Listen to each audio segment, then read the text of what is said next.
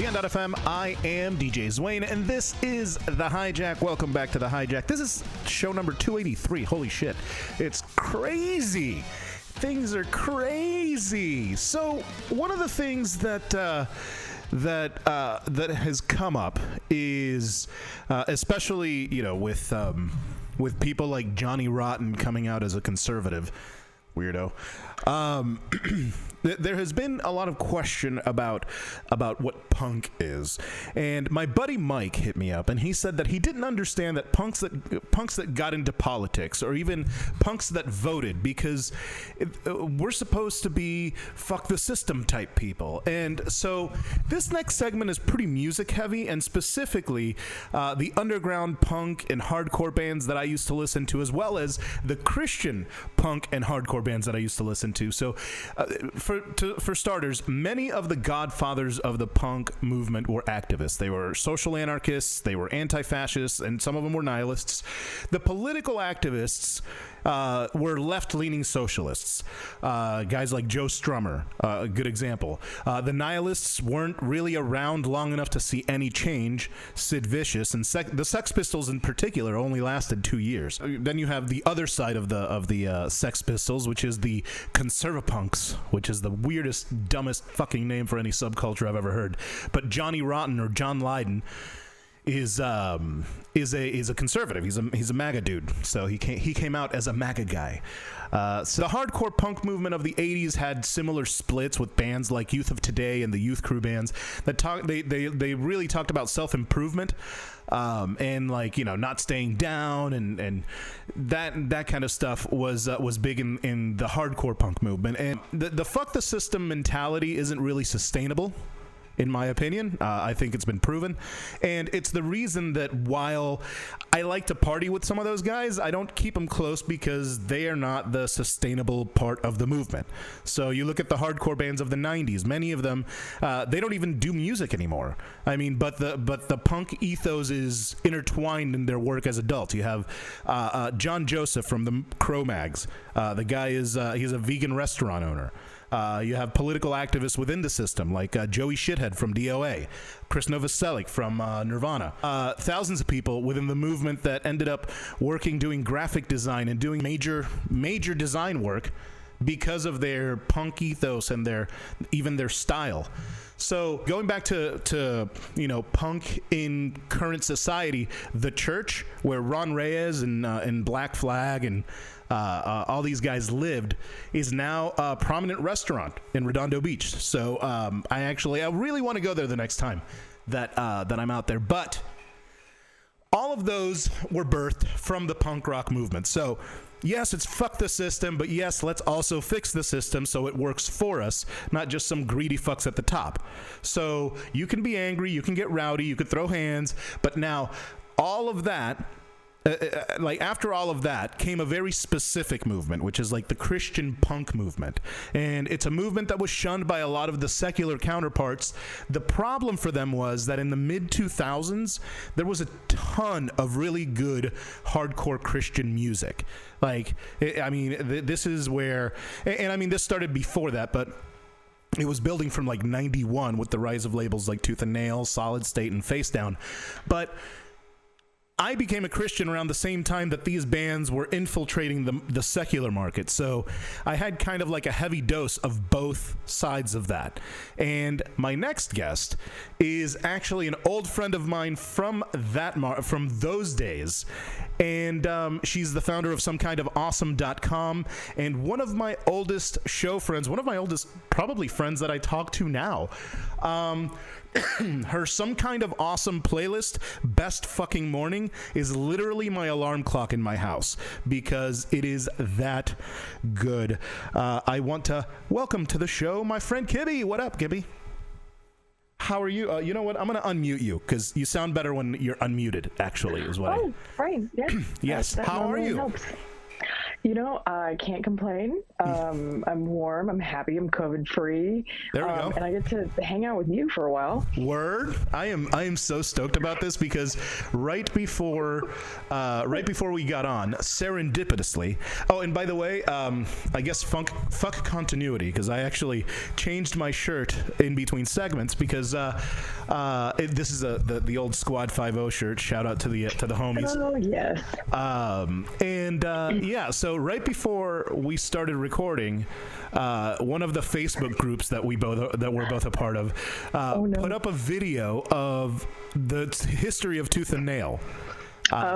Tooth and Nail Records being one of the first, I think, Christian alternative punk / like they birthed that type of Christian media.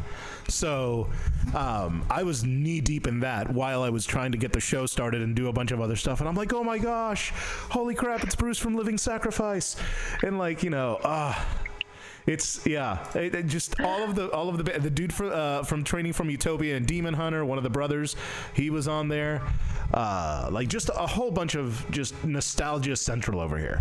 So it's nice to have you on because you are part of all of that. Did you ever get they had those DVDs that they would put out so that you could have all of the music videos and stuff? Yes. Yes. I had a handful of those. Yeah. I had the Cheapskates compilations, and let's see, what else was it? God, what? There was, the Solid State. There was no best, in the mid-2000s, there was no better heavy music record compilation than the Solid State record compilation series or the Face Down record compilation series. That's it.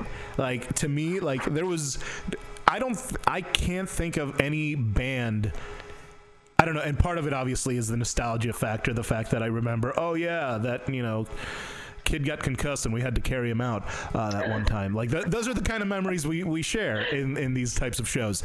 I was actually thinking about how funny it was that we were going to do this and be talking about punk, because you witnessed my one true battle scar from going to shows when I got my lip busted open. Oh my God.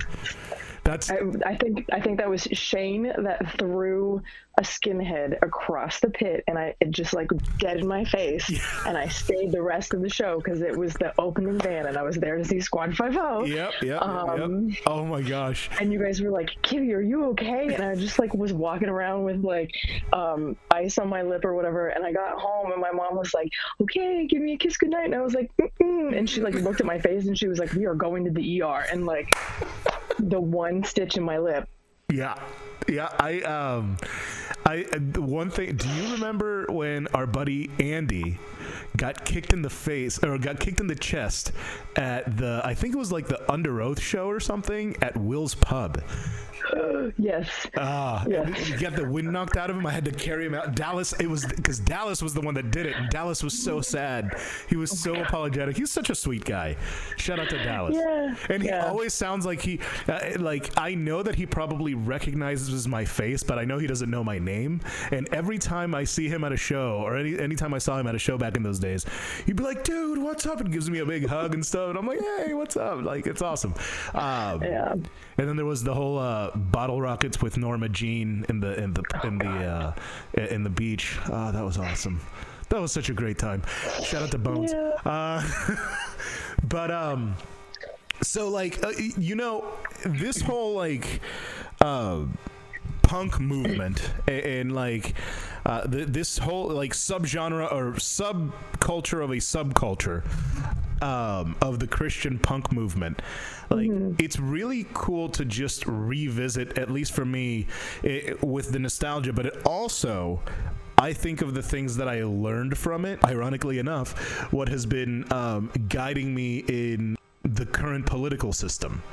And it's hilarious because it's the people that I used to hang out with that I'm looking at, and I'm like, wait, you're the people that these people are talking about. Do you not realize this? So it's pretty hilarious to me. Do you have anything coming up right now? Because I'm telling you, I've played that fucking playlist 50 times. So it's funny that you mentioned that because so for a minute, like at the beginning of the pandemic, I was really trying to The come up with pandemic, is that what we're calling it right now? I didn't get the memo. That's what I call it. Okay, I mean, cool. people on TikTok call it like panini. They're like, we're in a panini right now.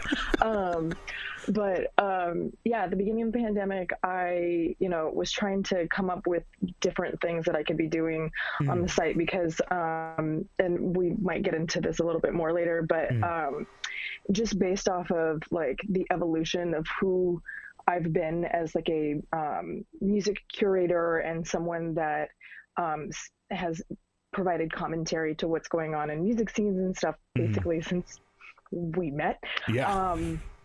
I was just trying to like find ways to evolve with what's happening in the industry itself. So I was like, oh, people are doing, like weird playlists and stuff based around different moods and whatever.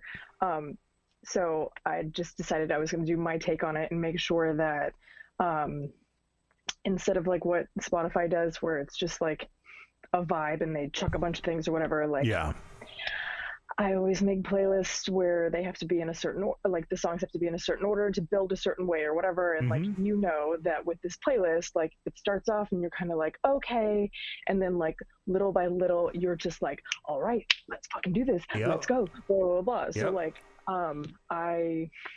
that probably took me like a week to make because I had to like play through the entire thing a few times to make sure that like there was never a point where you were like, actually this kind of sucks. No, it's literally my favorite. I can't tell you how many times I've played it in the morning. Like, so yeah. But so to that, had some stuff happen and just kind of fell out of doing more of these like thematic playlists, and I'm actually working on one right now for Valentine's Day because there's going to be a lot of people that are going to need to like